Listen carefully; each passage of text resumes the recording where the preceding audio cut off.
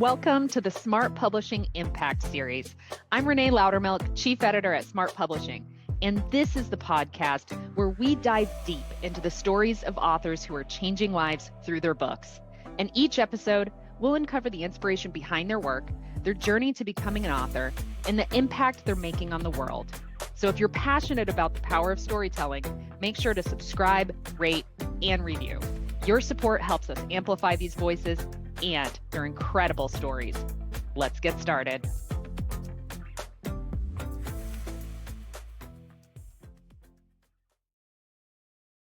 Hey, welcome to another episode of the Smart Publishing Impact Series. I am Renée Lautermilch, Chief Editor at Smart Publishing, and I am really excited for today's episode. I'm excited for what I'm about to talk about. Today's episode is another solo episode with just me, but next week we're going to have a really awesome guest on.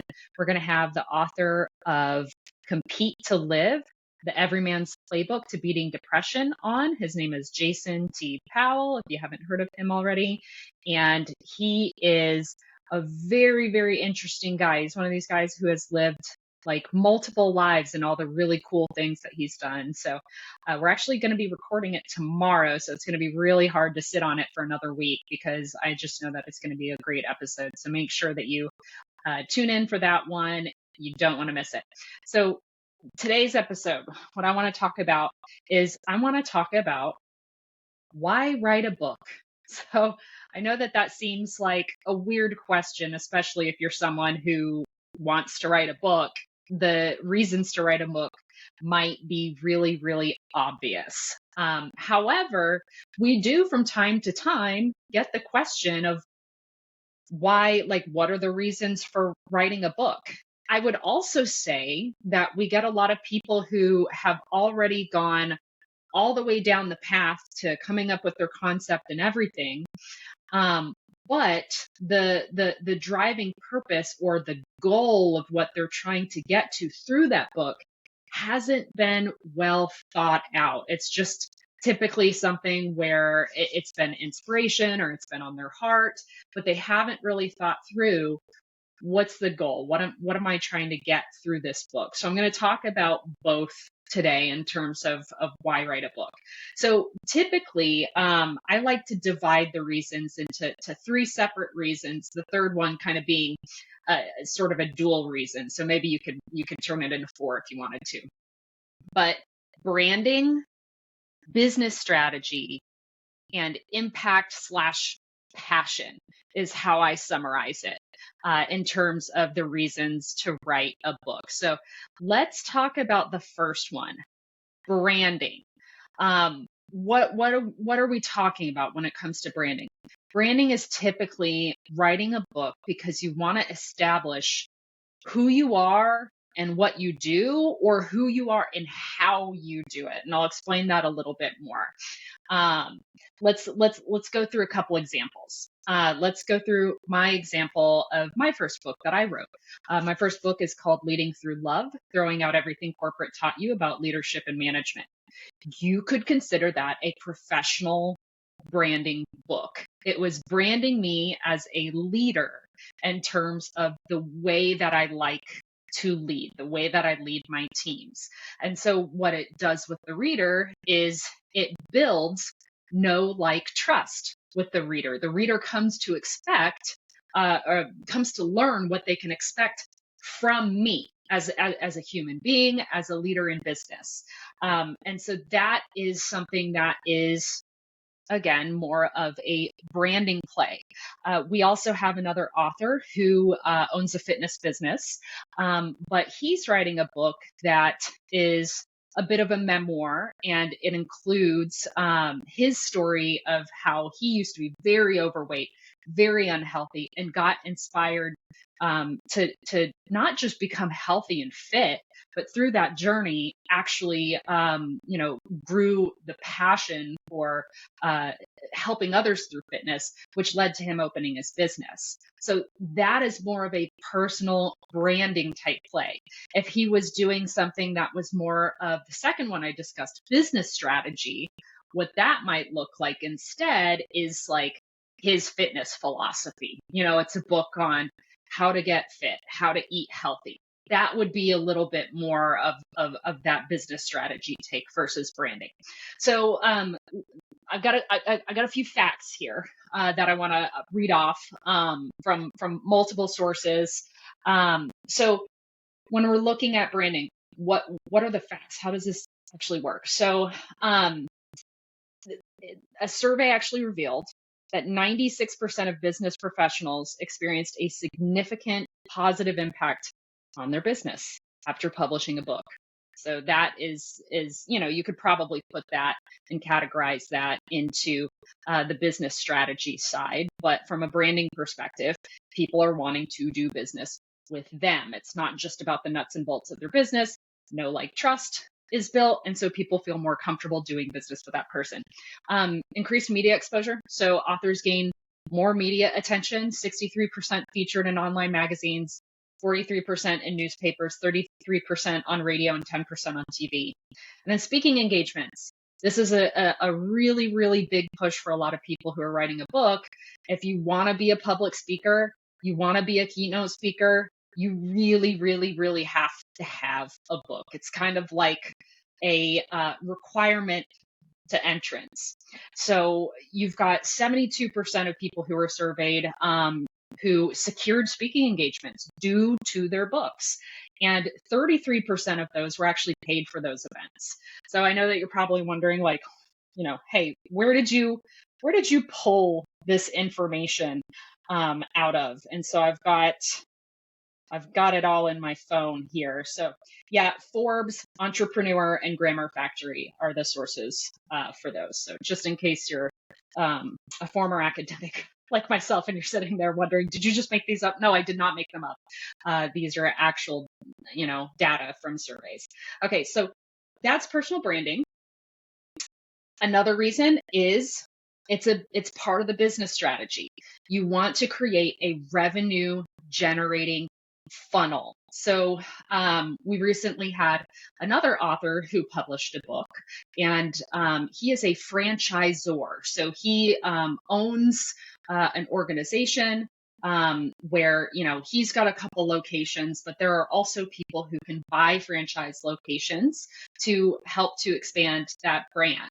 And his book was all about running the business for the industry that he's in from start to finish, you know, finding a location, securing the location, business financials, you know, creating customer loyalty, hiring, like every single nut and bolt of running that business was in his book. And his book continues to lead towards his franchise being a great choice for someone who's looking to start a business, because there's already a proven framework and methodology and support in place that has proof of concept. It's been successful with his locations and of course other franchise locations before. And there's literally QR codes that lead directly to their franchising information section on the website and everything. So that's an example of you know, a book that is leading to something else. You could also have a book that leads to a course where people sign up for that course, and the course is $249 or something. You could have a book that leads to consulting services. So these are all ideas of a book that's written with a business strategy in place. Just a few more statistics, same sources. So business growth. Authors often see substantial business growth post-publication. So in a survey of entrepreneurial authors, 86% reported business expansion after releasing their books. Strategic partnerships as well. So a book can actually facilitate new partnerships too, with 74% of authors finding new referral partners and 26% partnering with major industry brands. And then finally, no statistic on this, but just like I was saying, lead generation and marketing, it can serve as a really powerful tool to attract potential clients and expand your customer base. It can also do a really good job of enhancing your online presence too, with things like, you know, improvement in SEO, making you more discoverable, those sorts of things. And then finally, lots of people in this category, impact or passion. So let's talk a little bit about that. We have quite a number of folks who, have either a 501c3, they've got a nonprofit that they're working on or that they already have, or they have, some kind of cause that they're working towards. Jason Powell, who is going to be on next week's episode, he's a really great example of that. He wrote a book to have an impact on men who struggle with depression. It might be for the reason of helping others to grow and develop. My first book is a great example of that, Leading Through Love. I wanted to help experienced and novice leaders to, just get better at leadership and lead through their heart instead of policies. It might be to inspire and motivate other people, hey, I've got this story of overcoming. I want my story to be able to help other people overcome the same things. So, another idea. And then sometimes this just kind of lies in passion. It's maybe not necessarily impact, but I find that like a lot of children's book authors, for example, they just have a real passion for it. They just have this idea. It's turned into this universe, and it's just something that they really, really, really want to do. So those are the 3/4, however you want to cut it, reasons to write a book. So let's scale back from that a little bit. Remember when I said at the beginning, that oftentimes somebody will be, 10 miles down the road on their concept already on like, hey, this is what I want to write about. But when it comes to their end goal, they haven't really thought that far. So that's one of the things that myself and Jonathan do when we meet with authors, where we're solidifying their concept. And if you've read my book, the very first chapter, Solidifying Your Concept, actually makes you work from the end in sight forward. So I spent years and years and years in instructional design. I'm formally trained and educated in instructional design. And a big thing in instructional design is what we call backwards design. And that's where you start your plan with the end in mind, the end being, what are you trying to achieve? And so that's the same process that we use with authors when we coach them on their concept and help them determine if this is the right concept too, because there are some authors that have 2, 3, 4 different ideas, and they're trying to decide what to move forward with first. So the first question that you should always ask yourself is, what does success look like? What is that end goal? What do you want to achieve with the book? It might be the personal branding aspect. I want to set myself apart. I want to set myself up as an authority in my space or with credibility. I want to build know, like, trust with people. So that, would obviously fall into personal branding. Or I want to generate leads and new clients for my business. Okay, well, now that is going to go into the business strategy bucket, right? So now there are certain things that we need to figure out as we're writing that book as to how we're going to lead people into the next step. How are we going to create call to action through the book that people will want to take so that you are getting more prospective clients and customers in your pipeline? Or, if it's impact, I'm wanting to help people. Okay, how are you going to help people? Is this, a process of wanting to start a nonprofit? Are you going to have a support group that you're driving people into? Do you do counseling? How are you looking to help people beyond just the book? And then if it's passion, sometimes for people, hey, it's just passion. I just want to write this book. I just want to get this out there, and that's totally fine. So to start landing the plane on this, let me share with you just a few facts and figures about royalties. So that's a big question that I get a lot. And why am I talking about royalties now? Because remember, this episode is why write a book?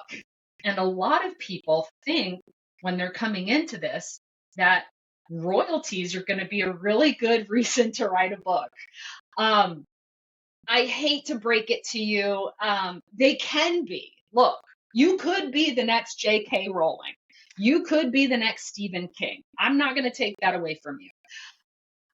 But you're going to have to be the next J.K. Rowling. You're going to have to be the next Stephen King. You're going to have to be the top 1 to 10% romance novelist. Why romance novelist? Because 1/3 of every book sold is a romance novel, like super, super massive genre.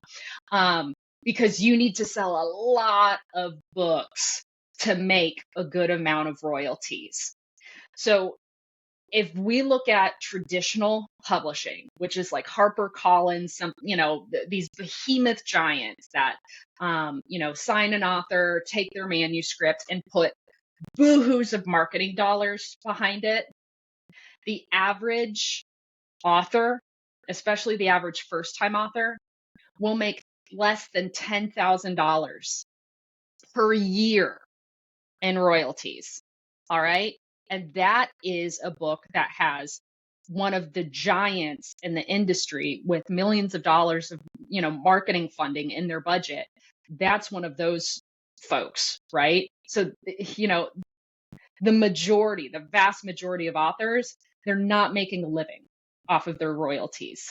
And so that's why I'm sharing this with you in terms of getting really clear on why you're writing the book and working with that backwards design that I talked about to determine that if you do want this to be a revenue generating, part of your business, then we need to get strategic with how we're going to do that. And we need to look at what the book leads people to as the revenue generator versus the book being the revenue generator. The book almost always is just the funnel. I'm not saying that you can't make some nice grocery, side cash. Again, you may be the next J.K. Rowling. It could happen, but just want to share that with you so that you have, what the reality of publishing a book and what royalties looks like in mind. So let's go to one last example. It's fresh on my mind. Pat Flynn. Some of you may have heard of him. Some of you may have not. Back when the whole passive income boom happened, and probably 2015-ish, that sometime around then, Pat Flynn was kind of one of the first people out trying to teach other people how to do that with the Smart Passive Income podcast, had garnered a really big following and wrote the book Can It Fly? And the book Can It Fly sold a decent amount of copies, probably made several $1,000s in royalties. But what Pat did in that book was Pat pushed people into a paid course that I think was priced somewhere around $250 to, the obvious, teach them how to start and run a passive income business. And I believe he ended up making somewhere around $130,000 through the course, not through the book. So I just, I like that example because it's an example that clearly illustrates that, yes, you can definitely create really great revenue through publishing a book, but it is very few and far between going to be from the royalties that you're making. So hope that you got value out of this episode. Again, I'm going to plug next week's episode with author of Compete to Live, the Every Man's Playbook to Beating Depression, Jason T. Powell. You do not want to miss that episode. If you like this episode or you like any other episodes that I've put out so far, please do me a favor. Rate, review, and subscribe, and tell others about this podcast. I'd also love to hear from you. If there's anything you'd like me to cover, you can find me on smartpublishingservices.com. Reach out to me at Renee at smartpublishingservices.com. Any questions you have, anything that I can do to help you in the world of book writing and publishing, I'd be happy to do so. So I hope that you have a great rest of your day, and I hope to see you again here on the Smart Publishing Impact series with our next episode next week.